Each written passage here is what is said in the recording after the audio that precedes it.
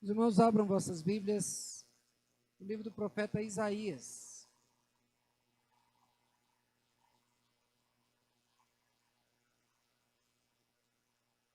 Como disse no domingo passado, nós daremos continuidade no assunto do qual falamos sobre os frutos que devemos produzir.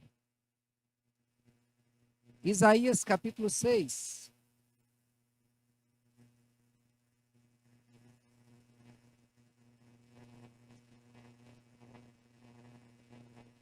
Isaías capítulo 6. Ele é intitulado A Visão de Isaías e o seu chamamento.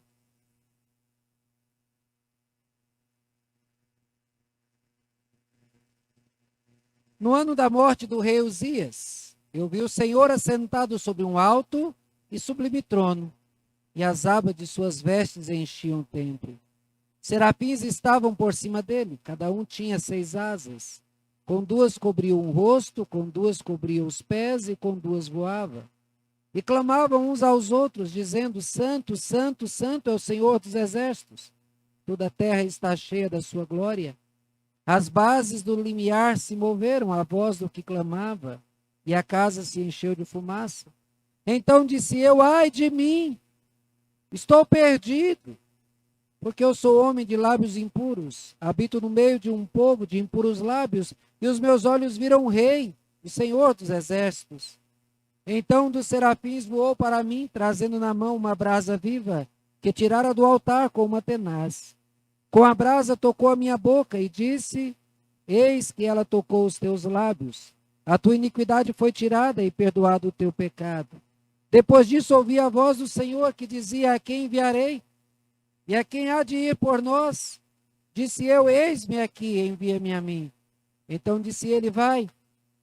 E diz a esse povo: ouvi, ouvi e não entendais. Vede, vede, mas não percebais.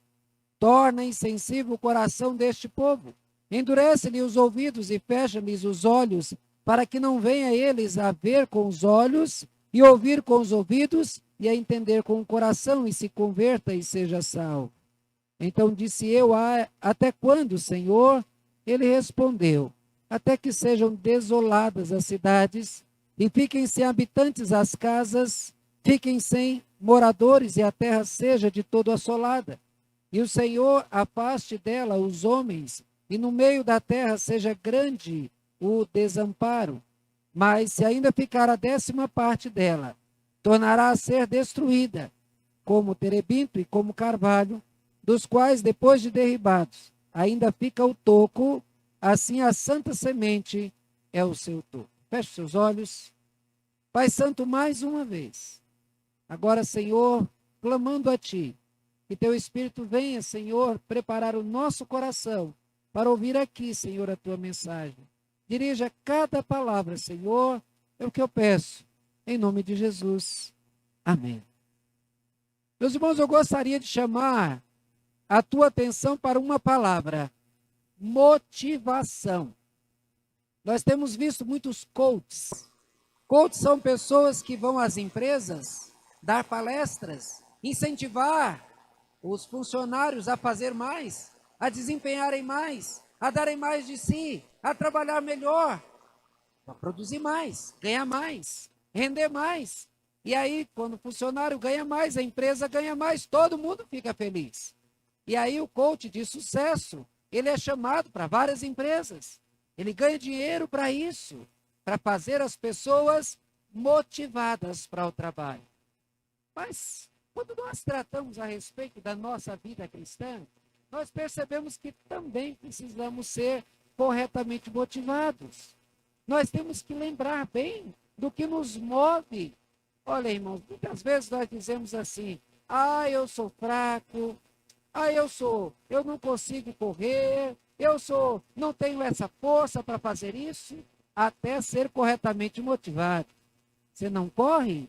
Deixa um pitbull bem bravo latir perto de você.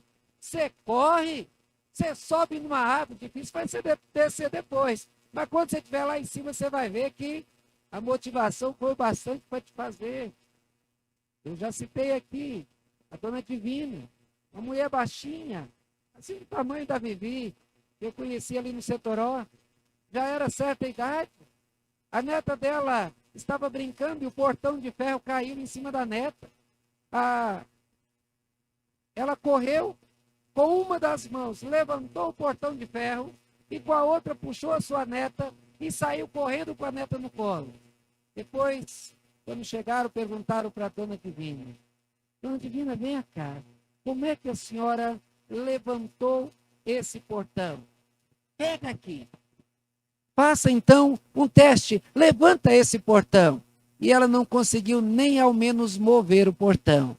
No entanto, ela o levantou com uma das mãos e com a outra ainda conseguiu tirar a sua neta. Por que ela fez isso? Porque ela estava corretamente motivada. Vejam, meus irmãos, a importância de você estar corretamente motivado para viver o Evangelho, para viver a vida cristã, para fazer a vontade de Deus. Porque se você estiver falsamente motivado, você vai desistir no primeiro motivo, no primeiro problema, no primeiro passo que der errado, você vai voltar atrás. E se corretamente motivado, você vai estar firme e você vai chegar até o final.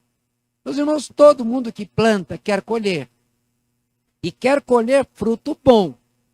Nós falamos dos frutos maus que foram colhidos da vinha que produziu uvas bravas. No capítulo 5 trata.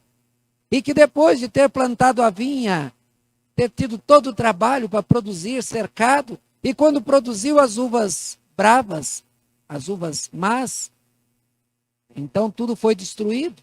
A vinha foi cortada, os muros foram destruídos. E aí o texto diz: vocês são a vinha dileta do Senhor. E aí nós vimos no domingo passado que nós corremos o risco de produzir maus frutos. E esses frutos nós listamos todos eles aqui no domingo passado. Mas hoje eu gostaria de ver nesse texto algo novo. O que nos motiva para que nós produzamos bons frutos? O que faz com que você vibre, mesmo que ao teu redor tudo esteja caindo, tudo esteja escuro, tudo esteja em trevas? Se todos veem motivo para angústia e sofrimento, o que te motiva a estar em pé, a não desistir, a continuar na obra do Senhor? Vejam, meus irmãos, que esse texto começa dizendo: no ano da morte do rei Uzias, eu vi o Senhor assentado sobre um alto e sublime trono, e as abas das suas vestes enchiam o templo. Veja, meus irmãos, que esse texto vai mostrar que a primeira motivação que você tem para produzir, para viver, para fazer o melhor para Deus, para dar o melhor dos frutos, você precisa compreender quem Deus é. Se você não compreender quem Deus é, você sempre vai estar aquém daquilo que você poderia fazer. Muitos dos pecados cometidos, eles são cometidos porque as pessoas se esquecem de olhar para cima. Eu moro ali no 3º andar do prédio que fica aqui no fundo.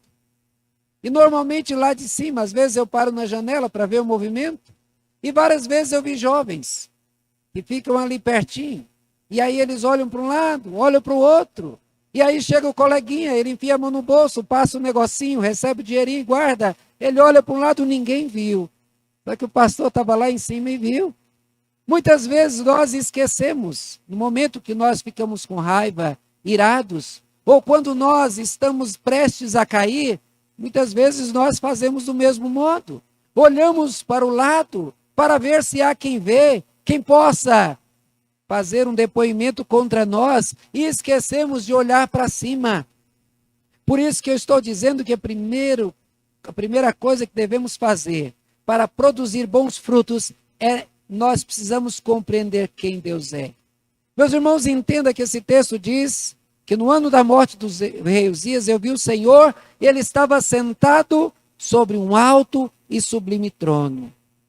Meus irmãos, quando nós pensarmos em Deus, devemos pensar em Deus sentado no trono. E quem senta no trono é um rei. E quem senta no trono é quem manda. Quem senta no trono é soberano.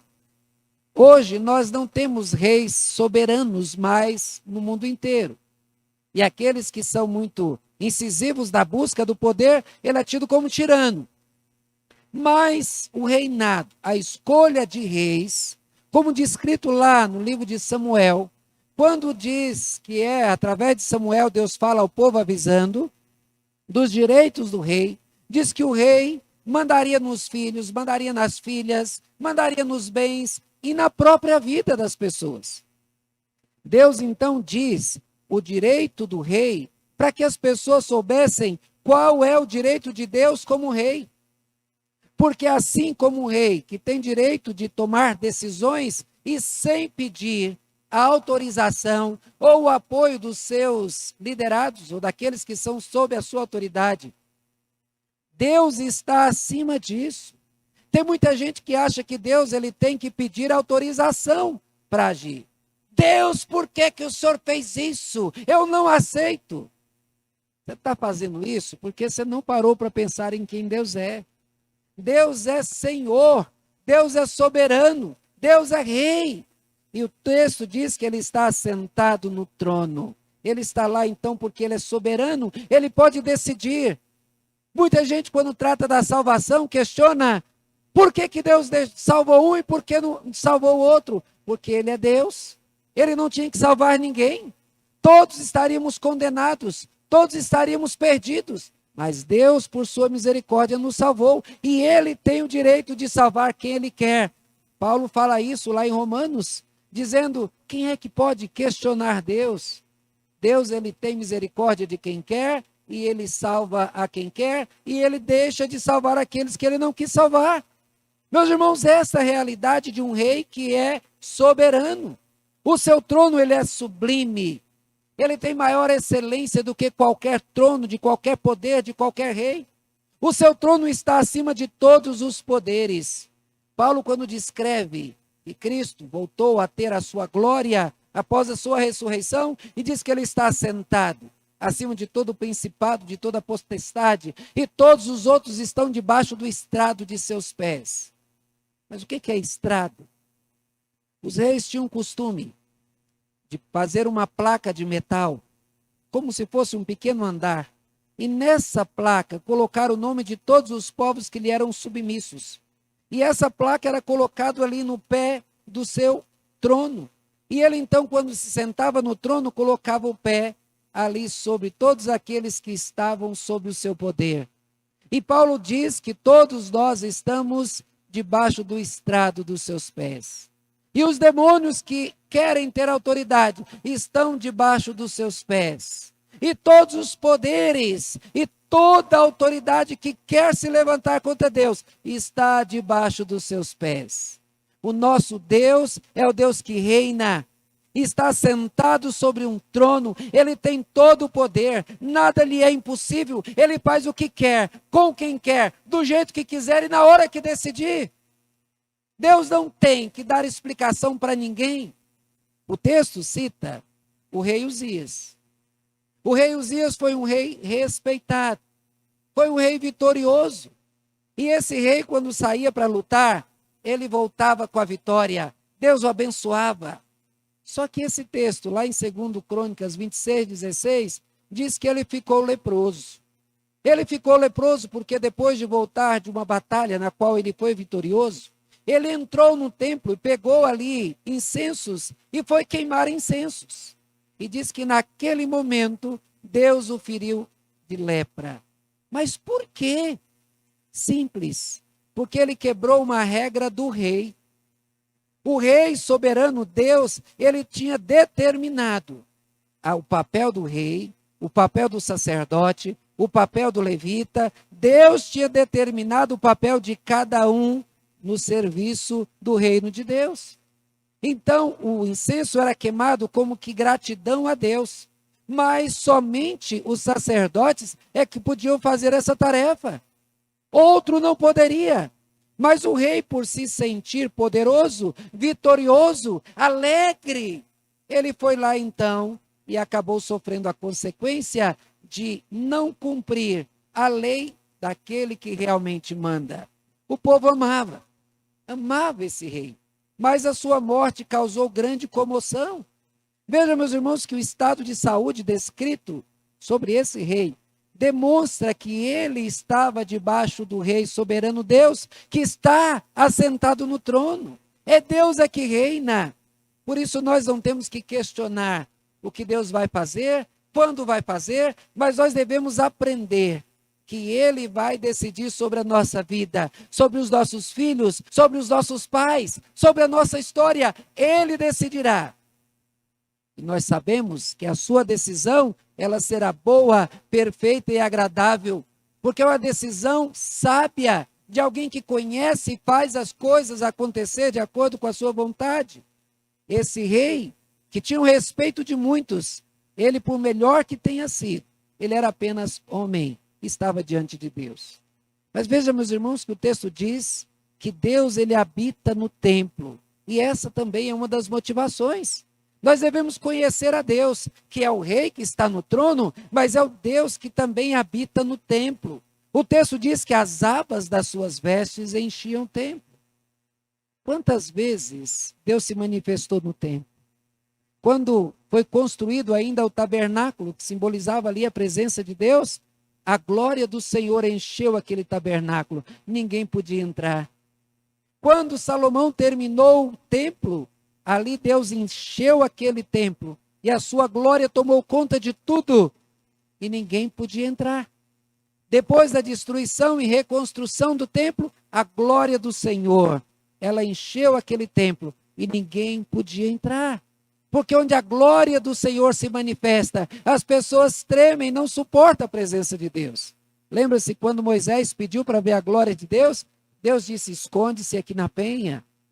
E então, depois que passar, você então verá a minha glória. E depois de Deus passar, Moisés viu apenas uma pequena parte da glória de Deus. E o resultado que o seu rosto brilhou. Durante muito tempo o rosto dele brilhava e todo mundo ficou com medo daquilo, porque ele viu apenas um pouquinho da glória do Senhor. Meus irmãos, o Senhor habita no templo, mas nós vimos durante o decorrer da história a descrição de como que Deus habita, e Deus diz, eu não habito em templos feitos por mãos de homens, mostrando que Deus habita dentro do nosso coração. E se nós queremos ser corretamente motivados, devemos lembrar, Deus habita em mim. Eu sou o templo do Espírito Santo.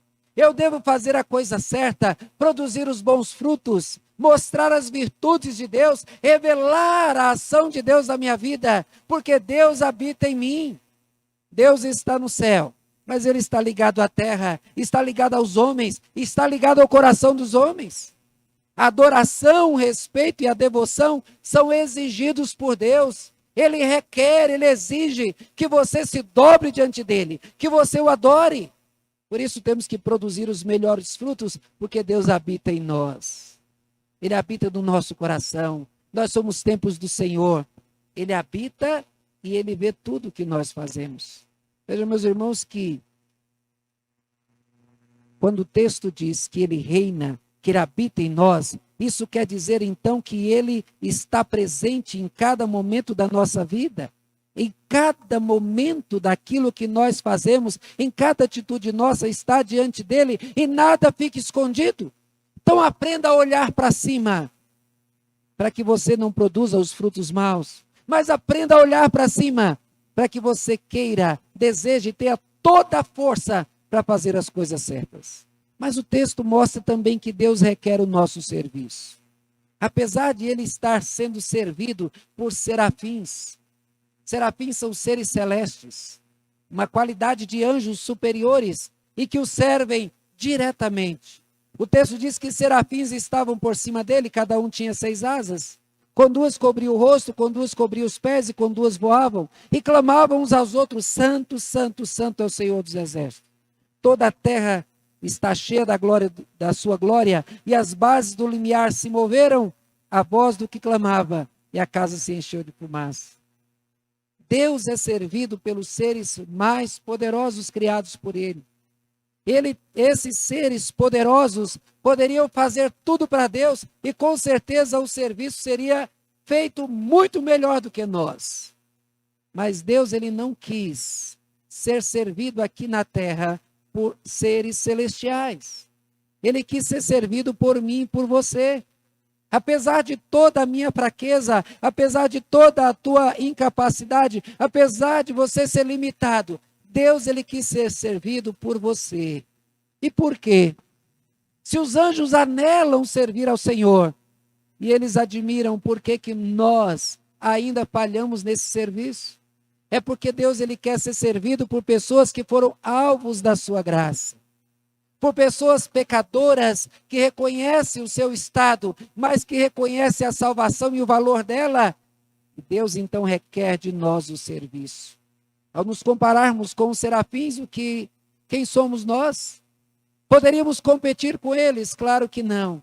Mas Deus assim ele escolheu para que o seu reino tivesse como testemunhas pessoas perdidas, sem nem nada que pudesse lhe oferecer, para que depois de habitadas pelo seu Espírito, fortalecidas e preparadas, pudessem então lhe prestar serviço. Então, por saber quem Deus é, por saber que Ele habita em nós, por saber que Ele usa o nosso serviço, devemos usar essas informações para nos motivarmos a produzir os melhores frutos. Porém, irmãos, nós temos aqui uma outra motivação para nós. É necessário que nós compreendamos quem é o homem? Quem é você? Quem é você diante de Deus? Meus irmãos, o homem é nada se comparado a Deus. A Bíblia fala do vermezinho de Jacó. Lembro do grupo de louvor que depois de cantar essa música diz: pastor, me explica isso, que história é essa do bichinho de Jacó? Perdão, não é que Jacó tinha um bichinho no pé, não. O próprio Jacó, referindo-se ao povo de Israel, ele era diante de Deus como um bichinho, como um nada, como um verme, como algo que se pisa e esmaga. Quem é você diante de Deus? Você precisa compreender essa verdade para querer e ser motivado a fazer melhor. Lá no capítulo 2 de Efésios, você vai ver uma descrição do estado do homem. Ele vai dizer que o homem sem Cristo estava sem Deus, sem esperança, e éramos, por natureza, filhos de Deus. Aí ele coloca uma palavra mágica, mas Deus tendo misericórdia. E aí ele vai mostrar como tudo foi mudado em nós. O salmista diz: quem é o homem para que dele se lembre? Quem é você para Deus se lembrar de você? Quem é você para Deus ouvir a sua oração? Quem é você para poder exigir alguma coisa de Deus? Também a palavra de Deus diz: que é que você pode dar para Deus? E ele descreve as alimárias do campo, tudo que há na terra, tudo é de Deus. O que você poderia dar a Deus? Nada. No Salmo 116, o salmista diz: que darei ao Senhor por todos os seus benefícios para comigo? Ele se perguntou o que poderia dar a Deus e chegou à conclusão que não teria nada de material, nada que ele poderia dar, apenas se dedicar em gratidão a Deus. É isso que devemos fazer. Quem somos nós? Nós somos seres que morrem. O texto descreve a morte do rei Uzias. Ele foi um grande homem respeitado, amado, mas morreu. Você pode estar forte hoje, mas você é um nada. Há menos de 30 dias eu fiz uma cirurgia, estava em casa, me levantei muito rápido, e aí me encostei na parede e disse: eu acho que a pressão caiu. Daqui a pouco estou vendo a minha cunhada, a Elisene, me segurando, porque eu já tinha desmaiado e já estava voltando. Veja, quem é você? É um ser que nem pode levantar rápido, que enfraquece. É um ser que qualquer motivo te faz cair. Quem é você? Você é uma pessoa fraca. Você é uma pessoa sem força em você. Você é uma pessoa que não tem capacidades próprias. Se Deus não tivesse agido em você, você nem ao menos iria desejar o bem. O salmista diz, e também Paulo repete: olhando Deus ao mundo, ele viu não havia justo, nenhum sequer. Não há quem tema, não há quem busque a Deus. Olha que situação. Entre os homens não havia ninguém que o buscasse, ninguém que o desejasse. E o que mudou? O que mudou foi o agir de Deus. Foi o Espírito de Deus que foi enviado para abrir o teu coração, para te levar ao arrependimento, para te dar a fé para crer nele, para te capacitar a produzir os frutos do Espírito, para dar a você o desejo por Ele. E aí, na companhia, na convivência com Cristo, tudo isso vai sendo trabalhado em você e você vai deixando as coisas do mundo e você vai se apegando às coisas de Deus. O homem não é Deus. Mesmo que ocupe altas posições, o homem não pode menosprezar o Senhor, porque há leis estabelecidas pelo próprio Deus. E Ele não colocou homens para estar acima dos outros. Ele colocou homens para prestar serviço aos outros.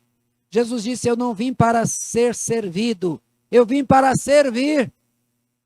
Quando aquela mulher quando Jesus lavou os pés dos seus apóstolos, ele virou para ele e disse: façam a mesma coisa.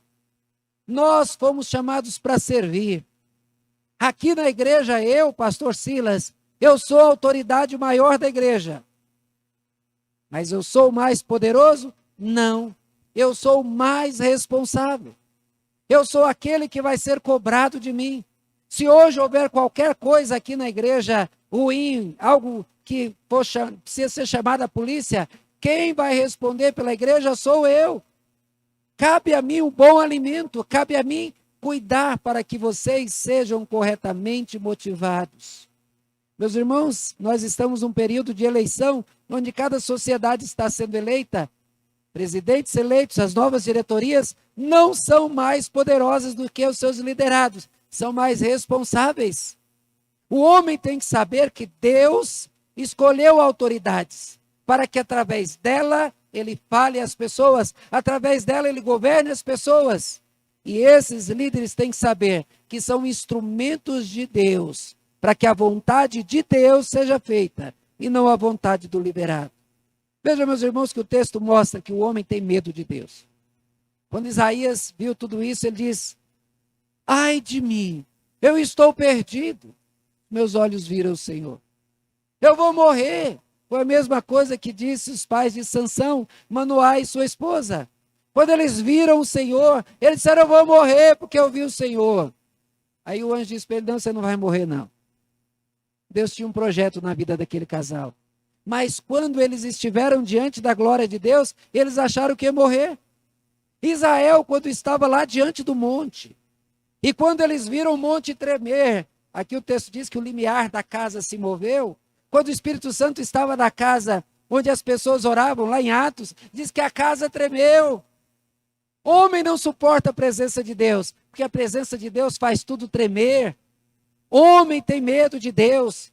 Se você tivesse uma visão da glória de Deus, você faria com a mesma coisa que aconteceu com Daniel, com os outros profetas, com João lá no Apocalipse, que diante da presença de Deus caíram, desmaiaram, e foi a mão de Deus que levantou, que deu forças. Portanto, meus irmãos, quem nós somos? Somos seres falhos, fracos e dependentes de Deus. O homem se exalta, mas quando Deus troveja, ele treme, porque ele sabe que Deus pode pôr e dispor sobre a sua vida. O homem está numa triste condição espiritual. Isaías diz aqui: eu sou homem de lábios impuros e habito no meio de um povo de impuros lábios. E os meus olhos viram o Senhor. O homem não somente é impuro, ele mora no mundo impuro. Essa condição, meus irmãos, é triste. Você é impuro. A Bíblia diz que você foi gerado de maneira impura. Você foi gerado em pecado. Você nasce pecador. E você cresce pecador. E cada dia que passa você piora a tua situação. Que triste situação. É o homem pecador. Como ele poderia levantar os olhos para Deus? Os homens precisam da ação divina por serem pecadores. Para serem aceitos por Deus, Deus age. Veja o que dito aqui que foi feito. Um serafim então vem, voa até Isaías e com uma brasa tirada do altar, toca então a sua língua, toca os seus lábios e ele então, os seus pecados são perdoados. Ele agora está capacitado para fazer a boa obra. Olha como Deus deseja o nosso fruto, Ele próprio age em nós. Ele próprio nos purifica. É Ele que trata o nosso coração para que as iniquidades sejam retiradas, para que sejamos perdoados. Mas o texto diz, depois disso, Ou seja, depois de Deus agir, porque antes de Deus agir, ele fala do modo que ele estava e no meio que ele estava, mas depois disso, do agir de Deus, ele ouve a voz do Senhor, que diz: a quem enviarei? Ele diz: eis-me aqui. Então veja, o homem sem o agir de Deus não é nada. Com o agir de Deus, agora ele pode dizer: Senhor, eis-me aqui. É isso que Deus quer de você. Deus quer que você produza bons frutos, frutos de qualidade, frutos que deixem o mundo, babando, de boca aberta. Deus quer que você faça mais. Por isso ele age em você. Por isso que, como foi feito com Isaías, o Espírito de Deus veio e trouxe como um fogo do altar e tocou a você, para que você ardesse o teu coração, para que você tivesse prazer em louvá-lo, prazer em falar da sua salvação, prazer de levar o evangelho àqueles que ainda não conhecem. E assim então você diz: eu aceito, eu quero servir, eu quero viver, eis-me aqui. Veja, meus irmãos, que os outros, muitos outros, não têm essa mesma oportunidade. O texto diz: eles ouvem e não entendem, vê e não percebe. Veja que privilégio que você tem. Você ouviu, porque Deus abriu o teu ouvido. Você vê, porque Deus abriu os teus olhos. E diz que tudo isso é para que eles não se convertam e sejam salvos. Jesus cita a mesma coisa lá quando ele fala da parábola do semeador, que quando perguntam para ele: mestre, por que o senhor não explica de modo claro para os outros? Ele cita Isaías, para que eles não tenham seus olhos abertos, para que eles não se arrependam e se convertam e sejam salvos. Esta palavra, irmão, não é para que você despreze aqueles que ainda não conhecem a Cristo. Mas essa palavra é para que você veja o grande privilégio que você tem. Deus agiu em você, quando não agiu no outro. Cristo morreu por você, enquanto ele não morreu por outro. Ele mandou o Espírito habitar no teu coração, mas deixou o outro sem o Espírito. Até quando? Veja, meus irmãos, que aqui, Isaías, tendo conhecido Deus, quem é Deus, da sua glória, sabendo da ação de Deus, que Deus disse que destruiria o povo de Israel. As 10 tribos seriam completamente destruídas, o reino do norte. E assim Deus fez, destruiu completamente. E aí, quando ele procura saber até quando vai essa destruição, e diz: enquanto tiver gente, eu vou destruir. A Assíria veio, levou as 10 tribos, matou muitos, destruiu. As 10 tribos desapareceram. Israel, o povo de Judá, as 2 tribos do sul, elas continuaram pecando. Profetas vieram e avisaram. Deus então mandou que viessem os soldados da Babilônia e os levaram cativos e destruíram. E eles se tornaram apenas um pequeno grupo. O texto diz que esse pequeno grupo é que voltaria como um toco cortado, destruído pela mão de Deus. Esse toco então iria brotar. É a mesma situação vivida por Abacuque, quando profetizou também para o grupo do norte, onde ele diz: ainda que a figueira não floresça, acabamos de cantar, e não haja fruto na vide, não haja bezerros da estrebaria, eu ainda louvarei o Senhor. Ele diz: eu vou me sentar e esperar que Deus faça a sua vontade. Essa é uma palavra de quem entendeu quem Deus é, entendeu que o homem é pecador. E assim como Jeremias diz: de que se queixa o homem? Queixe-se cada um dos seus próprios pecados. O texto termina dizendo que esse toco voltaria à vida. E como Jó, no capítulo 14, 7 a 9, ele fala da esperança para a árvore, que mesmo cortada, ao cheiro das águas brotará, e como planta nova florescerá. Meus irmãos, temos a certeza de que Deus ele não ficará sem os seus representantes. O povo de Deus sempre viverá, e você faz parte desse povo. Mas você tem que estar corretamente motivado. E a primeira motivação que vimos é conhecer quem Deus é. Não pense em Deus como sendo um homem. A Igreja Católica, há pouco tempo atrás, diz: Deus é uma mulher. E aí representou Deus como mulher. Depois, Deus é um negro, porque se falava muito a respeito da luta do reconhecimento dos negros. E depois vem Deus é isso e Deus aquilo. Não. Deus é Deus. Deus é o criador do homem, da mulher, do negro, do branco. Deus é Deus. Não podemos comparar Deus com a sua criatura. Romanos 1 fala exatamente disso. Por não olharem Deus na glória dele, comparam Deus com criatura, fazendo imagens que não representam a grandeza de Deus. O objetivo, então, nosso é conhecer quem Deus é e conhecer quem somos. Somos falhos, mas salvos da misericórdia e da graça do Senhor. E assim, meus irmãos, com esta motivação, nós faremos muito. Porque nós somos vasos de barro, mas cheios do tesouro da glória de Deus. Pois nós devemos então, e você deve, com toda a força, se motivar com essa verdade. Amém?